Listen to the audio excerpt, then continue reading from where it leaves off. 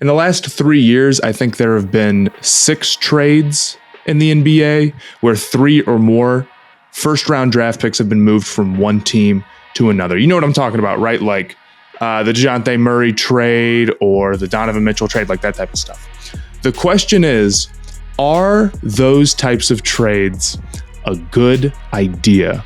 I think the answer is loosely yes, because what it lets you do is like, okay, you only have a finite number of like assets in the NBA, right? Like you've got your money, that's an asset. You've got your draft picks. Being able to take those future first round draft pick assets and move them into the now allows you to like go more, win now, and put more of your chips like all in, right? And we've seen that work for the Lakers, or like the Rams in football have basically been doing that. It's the new thing to do. Teams are being more aggressive, and it's especially true in the NBA. In football, you can get away with not being the best team and you can win the Super Bowl. In basketball, you really got to be the best team to win the finals. So I don't blame teams for doing it. I think that like that line of logic totally makes sense. But where it becomes a problem, well, I guess there's 2 major problems, but the number one way it becomes a problem is that when teams like mortgage the future to win now and they aren't really there. This is the biggest problem with this type of trade. It's like, how bad would the Anthony Davis trade be if the Lakers didn't win the championship? How bad would the Drew Holiday trade be if the Bucks didn't win the championship? They wouldn't be great, right? So I think the number one mistake teams make, one of 2, is that they are not in a position to put all their chips in the middle when they make the trade. It's not even the trade itself, right? But like, let's take Donovan Mitchell, for example. There was some rumors that he was going to get traded to my Hornets, and it would have been the best the Hornets have been pretty much in my lifetime, or at least since I can remember.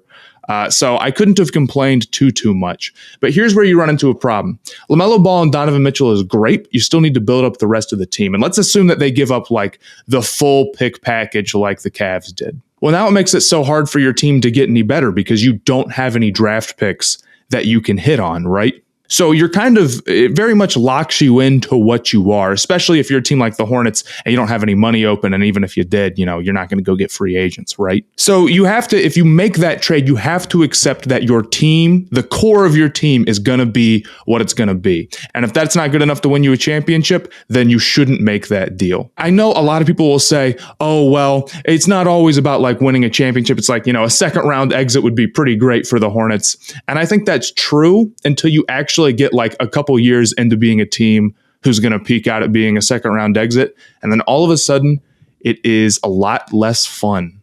So I think the success of those trades is a lot less about like getting back perfect value and more about being in the position to actually make that trade. And I feel like that's so much of NBA team management is not even necessarily like the value one-to-one in the trade, but like the direction you take your team.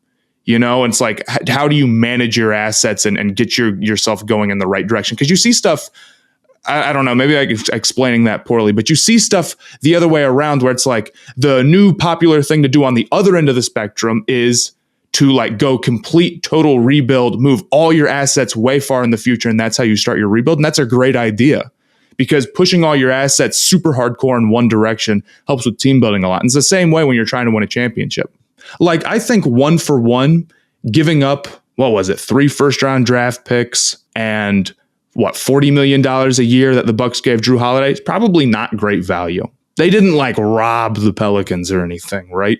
But it's definitely a great move because it pushed them over the edge and won them a championship. So that is the number one thing. If you're going to make those moves, it has to push you over the edge and win you a championship. Or you have to be close enough to be able to do that. The second problem is that people underrate the regression of the players they trade for. Now, the original trade that you think of when I say like you're trading all your super far into the future picks is the Nets and the Celtics, right, in 2013.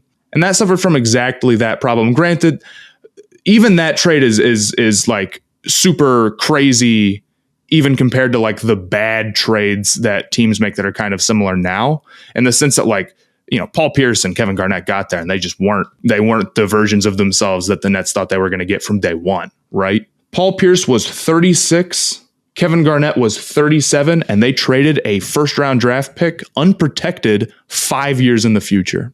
That's a terrible idea, right? So these teams will trade these picks, unprotected picks, way far in the future when the current core projects to be retired or terrible by the time that those picks actually end up coming around and hitting.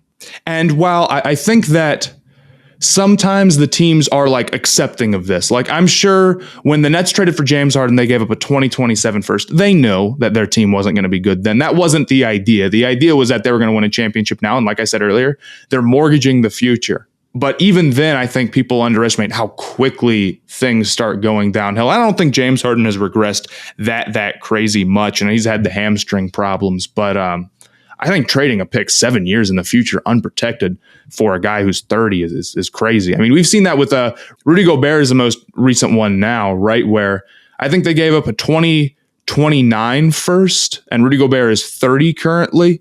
And while maybe there's some chance that Rudy Gobert actually, is pretty decent for a while, it wouldn't surprise me if the mobility starts to go like right now. Both of those, I think, are possible outcomes. Rudy Gobert is still playing really great defense 5 years from now, and Rudy Gobert is starting to regress as we speak.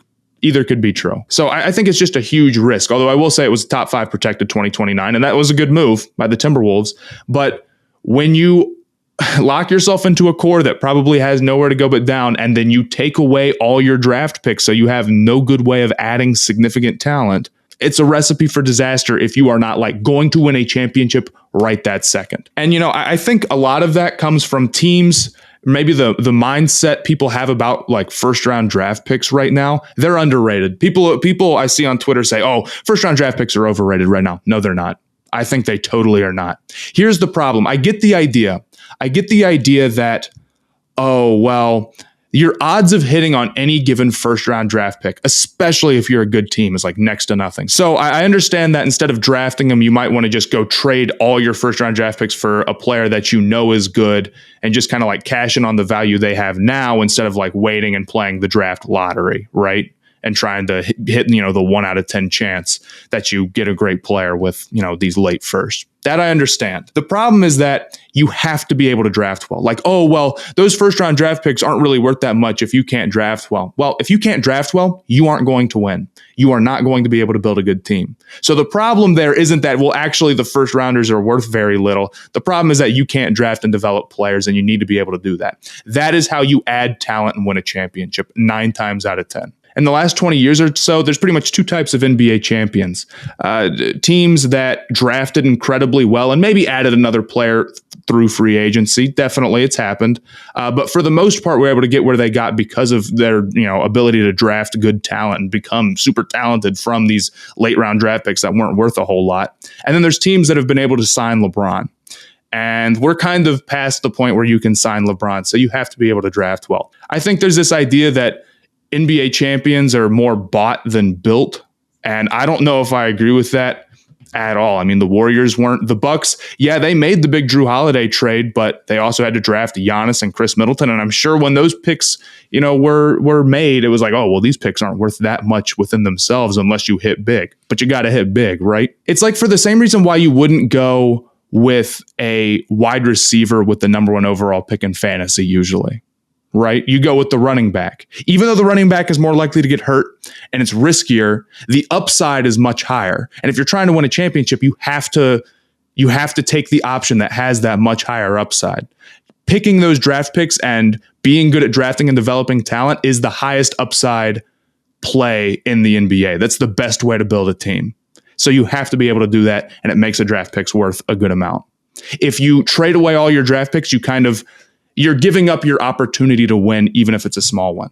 Like you're giving up your best opportunity to add talent. So that's why the draft picks are worth more. That's why those teams end up being terrible. So more than people think. And that's why those trades are a lot riskier than people think. Even if you're like, well, those draft picks aren't going to be that high. Yeah, but it's tough to keep a good team together if you're not going to make a serious draft pick for like 5 years, right? And it's so funny. What I really would kill to know is if the NBA did not have a restriction on how far in the future you could go, what would these teams do? They would do insane things. What would the Lakers be doing right now if they could trade picks till 2040? They'd do it. And the reason why they limit that is because here's what the NBA team building has become right now. it's all about like one-upping all the other teams into seeing how all in you can go. Like if they're going to trade all of their future first for a star, we got to do the same thing so that we can compete with them. And if there was no limit on how far in the future you could do that, teams would say, well, I'll trade 7 future firsts, or I'll trade 9 to get even more better players. And it would become just like a horrible arms race. That wouldn't be that interesting team building wise. So I get why the NBA does it.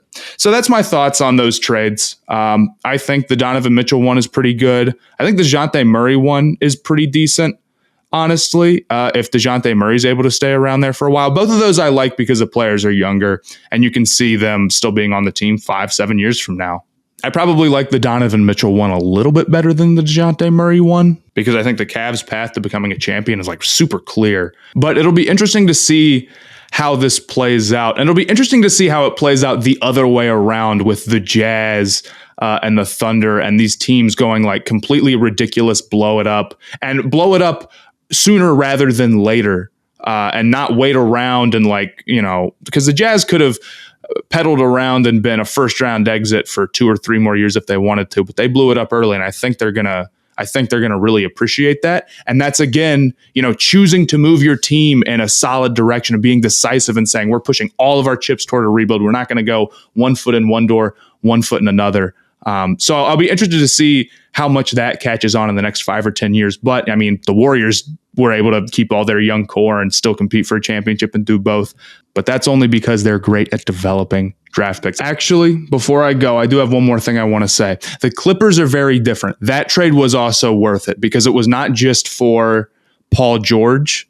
If that was for Paul George 1-for-1, terrible trade. Not good value at all. But it was for Paul George and Kawhi. That was a valuable trade. And I guess that maybe if the Clippers go and win a championship, and I think they're like, when I did my tier list, they're a 1A favorite. If they go win a championship, that team was bought overbuilt. That team was heavy combination of we're trading for a star and we're signing a star, which we can only do because we're in LA.